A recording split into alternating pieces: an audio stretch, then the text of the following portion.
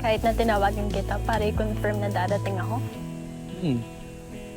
Eh, buti pumunta ka pa yun sa place na binanggit mo.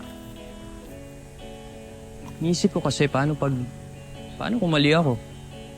O paano kung pumunta ka talaga dito? Kawawa ka naman pag naghintay ka na matagal. Yung ba yung tingin mo sa akin? Lo. A person na dapat kaawaan? Grabe sa linyahan.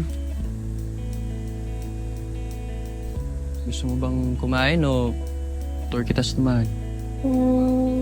Pwede bang all of the above? Para sa'yo. Siyempre naman.